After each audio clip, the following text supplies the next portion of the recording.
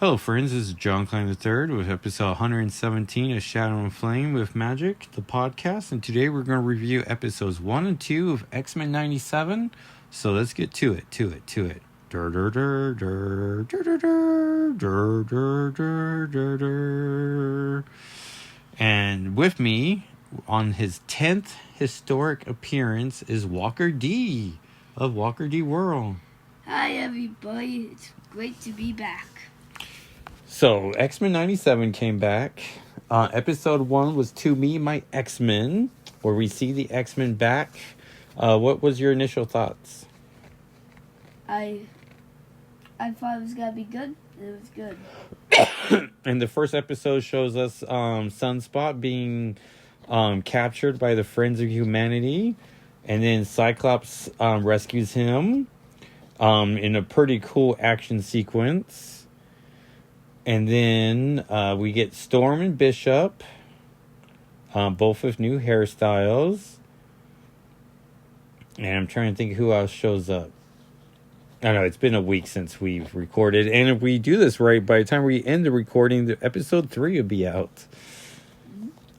It's here. And so that was pretty awesome Cyclops action sequence. Yeah.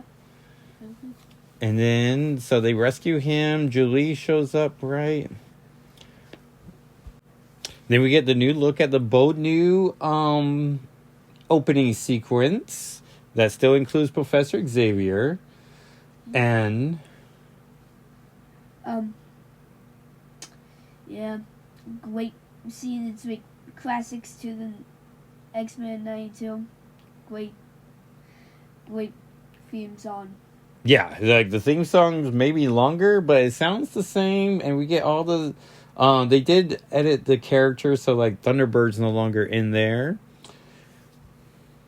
And it does remind us where we left off with the 92 series, where Henry Gyrick did kill Xavier.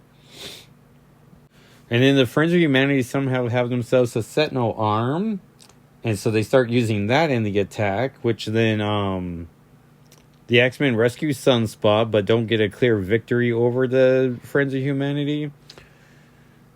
And so then they go back home, and after this scene, he gets knocked out, and after that, he goes to the X-Men, to the old X-Men. After he and Gambit's cooking, yes, in a crop top that is sending everyone insane online. Yes. After that, he escapes. He talks to Rogue, and after that, the X-Men go on their mission. We also figured out that Jean Grey and Cyclops are gonna be quitting the X-Men. Yes, because Jean Grey's pregnant at the time. Oh, and they interview Henry Gyrick to try to get some more leads. And then he mentions Mutant Liberation, which would be the episode title for episode 2. After that, the X-Men go to the prison, and they get some answers where the Sentinel base, how they make the Sentinels. Mm-hmm. They go over there. But before they go on that mission, we're treated to some X-Men just hanging out. Wolverine sat in a tree, and then Morph turns into Sabretooth, and he drops the beers he brought, and they start wrestling. And the X-Check gets shot down with... Oh, that's right. Mm-hmm. With the Sentinels of the classes down, and then Morph turns into Archangel, which then I was freaking out because I was looking for Iceman after that for the original 5, but then Walker D told me about how it was Morph clearly, and I was like, oh, that's right. But in that 1 minute, I have written this whole 3-minute sequence of they left for the mission, they picked up Angel, maybe they're picking up Bobby, and then they're going to do all this, but no. It's just Morph having some funsies. Mm-hmm. And when Morph turns to Angel, he saves Logan, and oh, that's right. Mm-hmm. And after that, they crash down safely, and Beast just goes down, safely. He just falls down because he's a beast. And after that, they go to the Sentinel base. We attack the Sentinels. Oh, and Cyclops like just like optic blasts his way to safety to the ground too. Like he doesn't need to get rescued. And then Rogue and Storm have a cool moment where they like nod at each other and they know exactly who to pick it up. So they've clearly rehearsed, hey everyone, Blackbird explodes, we know exactly what to do. After that, they go. After that, they get all the signals. After that, they put the guy that is making the signals to chill. Oh yeah, Trask. After that they go. They play some basketball. Oh, And then they hear an alarm inside, and then we get the dramatic reveal that Magneto is in the school. And then that Xavier has given him the Xavier Institute. Yep. And that leads us to Mutant Liberation Begins, episode 2. Which then gives us the new intro sequence with Magneto now. Yep. No Professor X. Morph clearly has a Mr. Sinister history. And... and then we also got some clips of the Dark Phoenix saga. Which was interesting. And this... I thought episode 2 was way better than episode 1.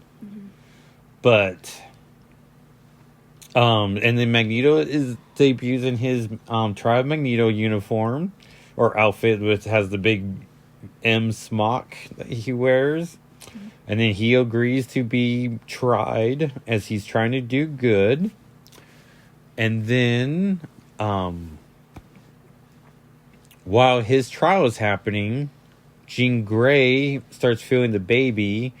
And then her and Logan, who for whatever reason had to stay behind on the mission, has to drive her to the hospital.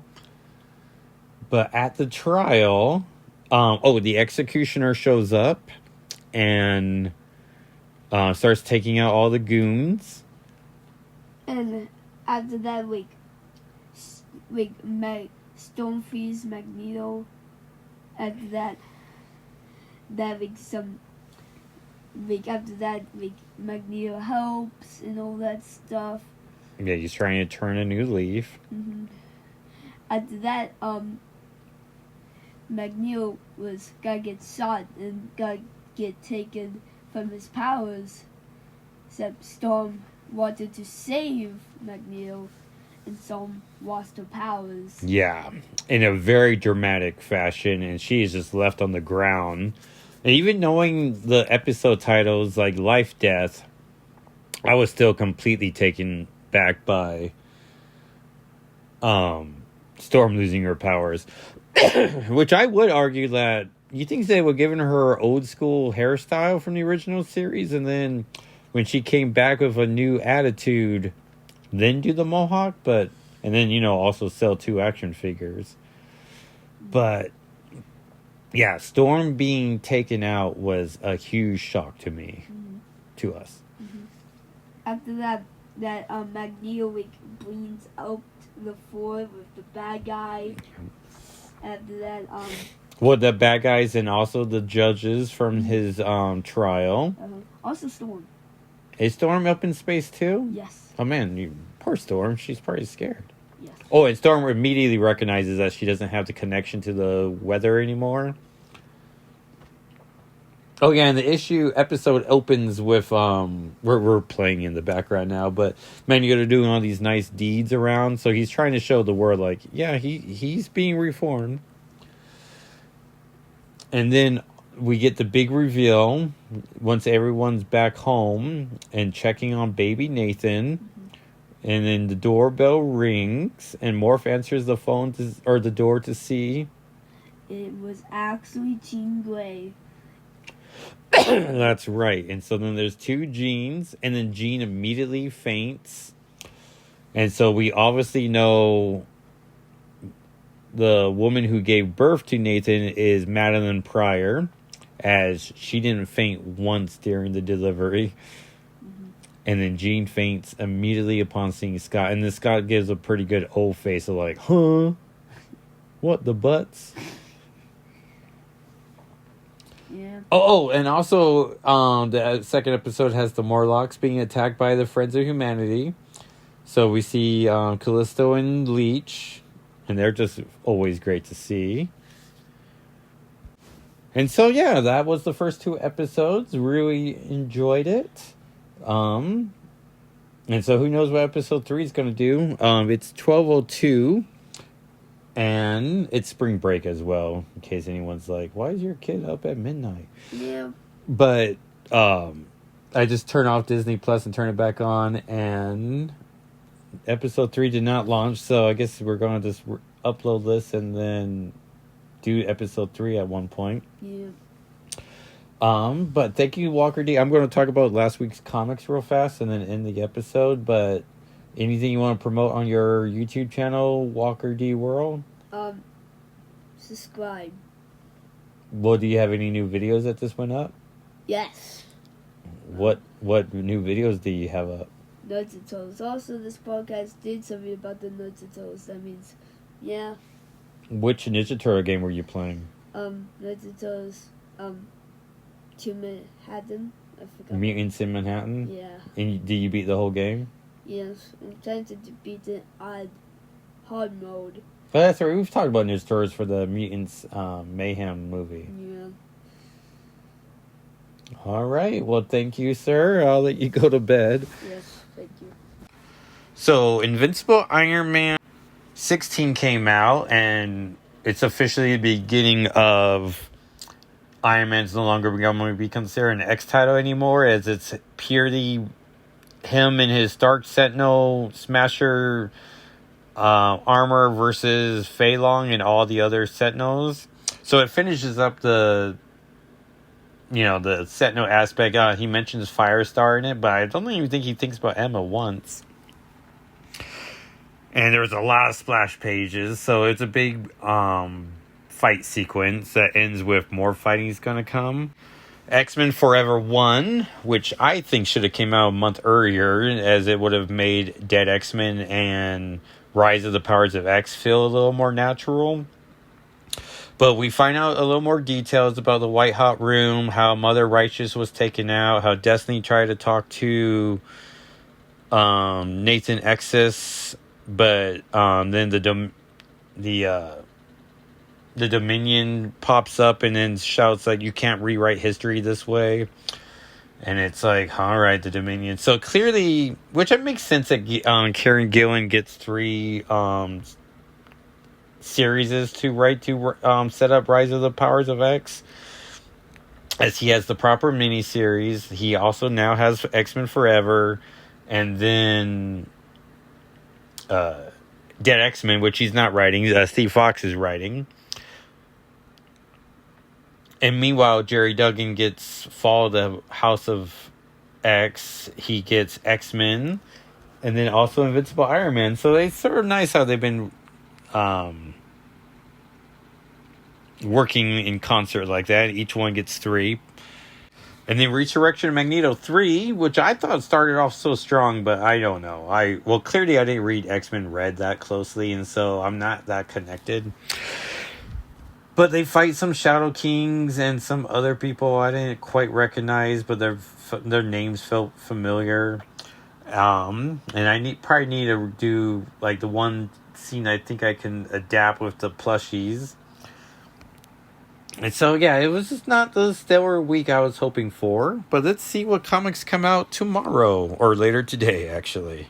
So comics on sale for March 27th is X-Force 50, which I believe is the final issue. It's also the only issue of the Krakoan age that hit to 50. Wolverine 46, which continues the Sabretooth War. God 6 for the Hickman heads. Rise of the Powers of X 3, that promises Moira X and someone holding a gun at her head. Cable 3, so I'm excited about that. Ultimate Spider-Man 3.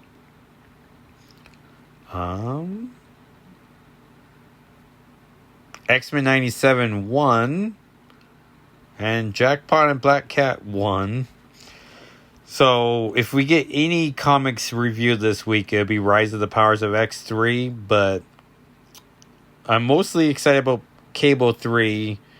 those would probably be the two issues I read, and then I'll let other people tell me, like, hey, X-Force and Wolverine actually matter. Or were enjoyable to read. Alright, I just retried Disney Plus and did not get episode 3 on there, so I guess midnight parties are not a thing. And then I've been working Wednesday nights, so we don't get to watch the episode immediately. So that's unfortunate for us, being big X-Men fans that we are now. But, so we'll do a episode for episode 3. Hopefully we will record it sooner so that our excitement levels are captured. Because we were very excited. And then this tonight, I don't know. Well, we're both sick as well. So, low energy for how excited we were. But super excited for the first 2 episodes, and episode 3 should be fun. Feel free to subscribe to both our YouTube channels, Walker D. Whirl and Jackal SII. We both got some content up there. And then you can follow me on Twitter at Jackal SII, where I'm going to review comics and just pretty much chat about X-Men all the time, it feels like. And please tell a friend to listen and subscribe as we try to get our numbers up. All right, everyone. Thanks so much for listening, and I'll talk at you next time. All right. Bye.